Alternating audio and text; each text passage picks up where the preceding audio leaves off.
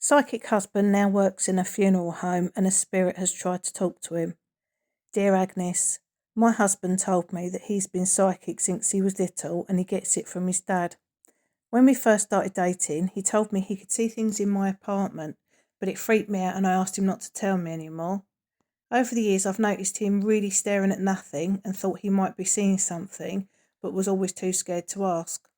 A little while ago, he lost his job and needed to get a new one quickly, but the only thing that was going was a job at a local funeral home. I told him I was worried that he'd see lots of things and didn't know if he'd be able to cope. He said that might happen, but we were in dire straits and he really didn't have a choice.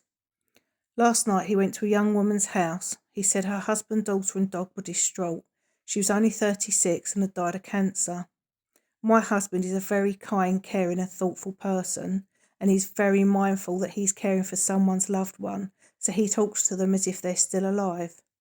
Him and his colleague put her in the ambulance, and when they got to the funeral home, he said she was smiling. This freaked his colleague out and said he'd never seen that before. My husband was the last one to leave the car park at 3 a.m, and as he was unlocking his car, he heard a lady's voice from behind him say, "Excuse me." My husband didn't turn round, but looked in his car windows for a reflection to see who it was, but there was no one there. Then he heard, "Excuse me," again. He said he knew it was a lady he'd just picked up. He decided not to turn around because he said he wouldn't have been able to help her and he didn't want his life to turn into an episode of Medium, because if they click on he can hear them, they might not leave him alone. But now he's feeling guilty that he didn't help that lady. It makes me feel sad that he talks about the people who have died, but I know he needs someone to listen to him. He can't keep that sadness in. My reply: I don't know anything about spirits or being psychic, but I can see that you're both dealing with feelings of sadness, which is totally understandable. Your husband does a very tough job emotionally and physically. I have supervision, so when I've been upset because a client has told me about the trauma they've been through, I have someone to talk it through with confidentially.